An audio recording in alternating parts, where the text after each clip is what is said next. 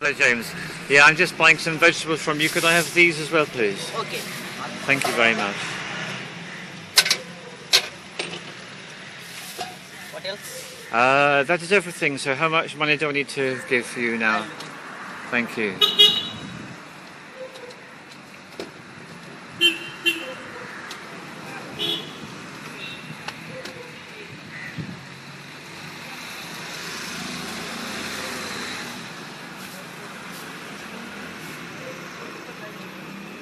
It's 56 total. 56. 56 rupees. Yeah. Thank you. So this is another market stall. This is in a tourist area. I was surprised at how many ingredients they have outside of the village where I was. In the village where I was, food was very simple. Nothing like the selection we're used to in this country. So this is a small restaurant. Deep fried dishes are very, very popular, as you can see. Come from England. And there's a bar. I just love the name of that bar. Bar Alcalawas. A lot of bars in this small village. All the shops are very, very small. This is another bar. Hard to imagine, but that is actually a bar. And these are little grocers, tiny little places, each one.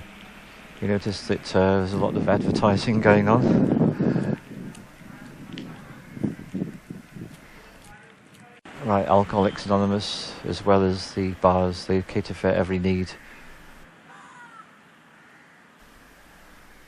Hello everyone, this is a small update to my film about water, and this is one that is entitled Water in India. So what I've got for you is some examples of the water you can buy, packaged water from the shops in India, and I'll tell you a little bit about them. So here they are, and the one I'm going to begin with is the largest bottle here, which is called Bisleri. Now this is the one that seems to be available all over Goa, which is where I'm staying. It comes in these handy 5-litre containers, and when you actually look at the ingredients, it's most interesting because, first of all, it says very clearly packaged drinking water. So there's no indication this is a spring water or a mineral water, and this is actually true of all except for the last one on my little collection I've got here for you. So there's only one which would actually qualify for being called mineral water. The rest are basically tap water which have had things done to them. So the Bisleri, this one here, contains Epsom salts and it contains potassium carbonate. So basically it's got two additives to it, both minerals.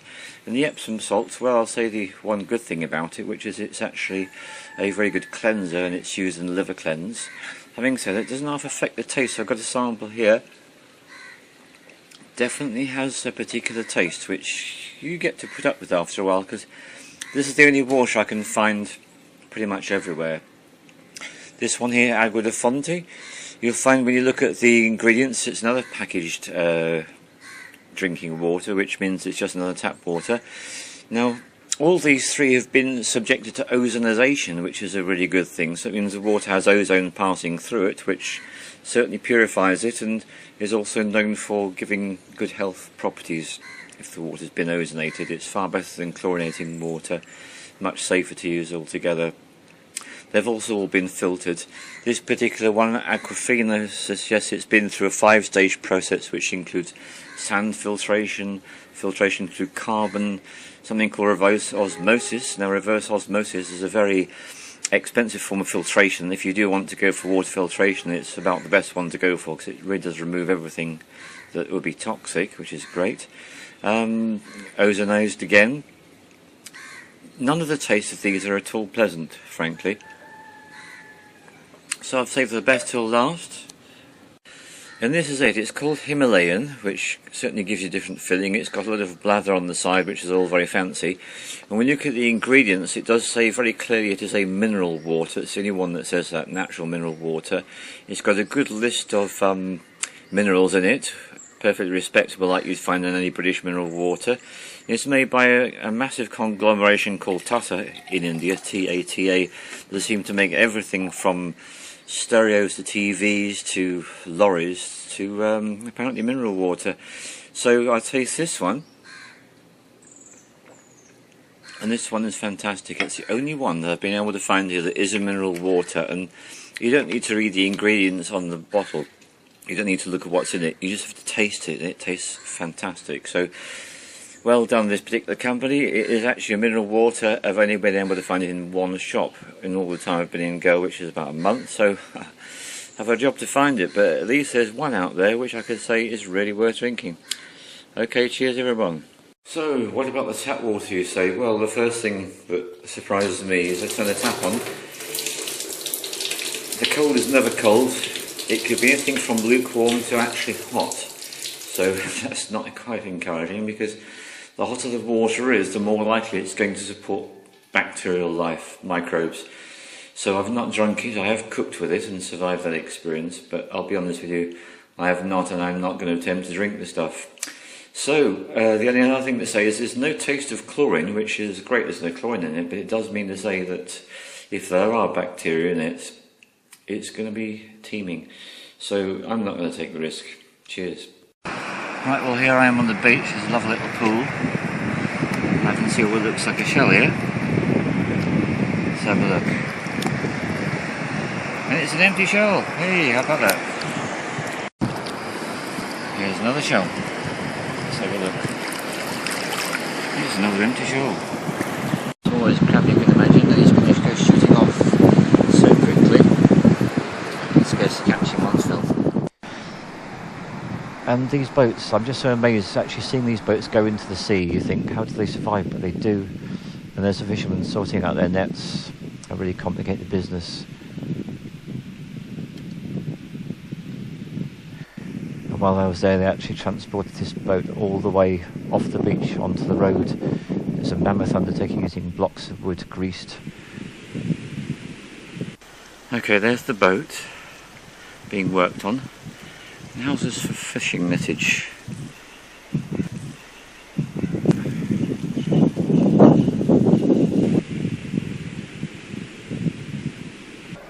And that's the film I went to see, which was actually a comedy.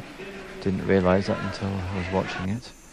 So then I step outside along with everyone else and just sit down taking in the nightlife and just the business. I guess that's my overriding sensation about India, is everywhere is so busy, pretty much all the time. So it's quite late in the evening now. And this is another shrine, another Catholic one. And I was particularly struck by this one because of all the perspex and the models which were illuminated behind plastic. I thought that was quite something just to witness.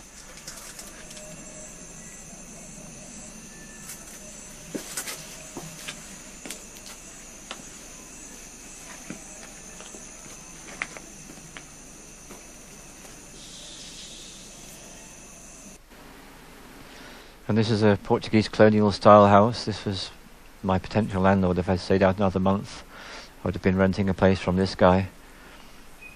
Huge rooms with big ceilings, very ornate furniture, and yet the whole thing's got such a faded feeling about it, and it's only when you look up at the ceiling and you see the state of the ceiling, it gives you an idea of how things are.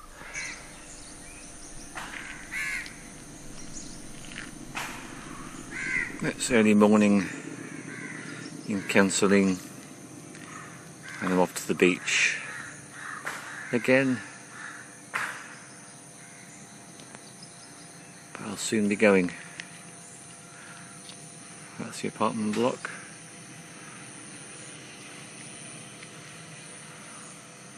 And these are the early morning sounds, scooters, birds cawing.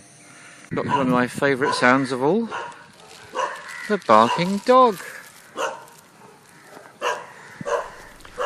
There's a lot of dogs in Goa, and this is one that used to like to approach me every time I went to the sea or back again. There's such a difference, because you've got the dogs that wild, completely chilled, you've got the dogs that have got territory to defend. They're the ones that give you a lot of earache. Friendly dog. Good morning, it's another fine day on the beach at Cancelling. I only got a few more days left and I'm back home to England. What an experience it's been. Such an experience, I'm lost for words, which is about right. It compares with certain plant spirits I've communed with, I would say, India, definitely. Well, we'll be back soon. Cheers. Ah, the aroma of drains and decomposing animal carcass. And this is the only cockroach I've seen since I've been here, and it's a dead one, just as well. And this is one of the tailors. This tailor was sewing up a sari that needed finishing. The electric wiring was just mind-blowing. I had to take those few shots to show you what it was like. And this guy did a really good job and charged me something like 35p. I insisted on giving him a little bit more.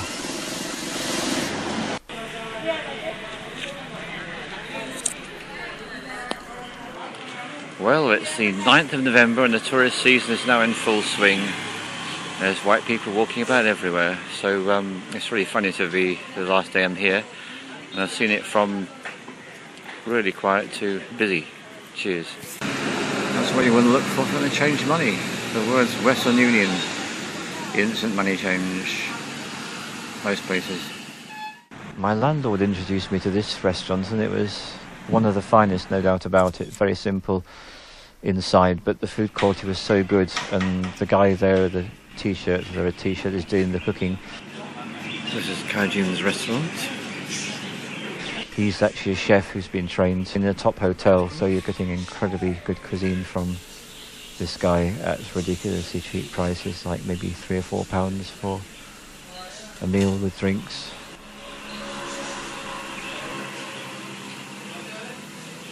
And one of the drinks they get out here is called Fenny, which is distilled coconut or cashew nut. Incredibly strong and ridiculously cheap. And that's kingfish steaks. Delicious, believe me.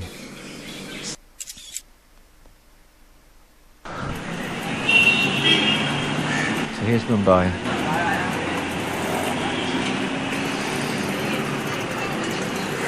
This is Mumbai domestic airport.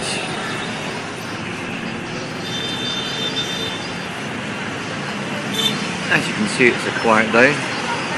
Nothing much going on really. Same old, same old. When I arrived at the domestic airport, I just wanted to have a little look at the outside world, so I stepped through the doorway, and this is what I see. And then when I try to get back in, I'm not allowed, because once you step outside the domestic airport, you can't go back in, it seems. So then it was a matter of taking a taxi, and there are all these people offering tuk-tuk rides, taxi rides, whatever else, and I ended up having an experience with this guy rushing up to me and say, "Oh, I'll sort you out for a taxi." We ended up walking some 100 yards down the road and getting into a vehicle which was the only one I saw that was not marked as a taxi. And we had a negotiation. He started off with 1,600 rupees. It went down to 900, 500. I ended up paying 350. And this is it. A tiny taste of the slum life all around the airport.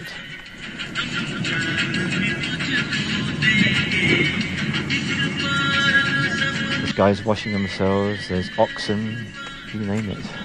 It's happening. This is Bombay, poor. Yes, I see. Huh?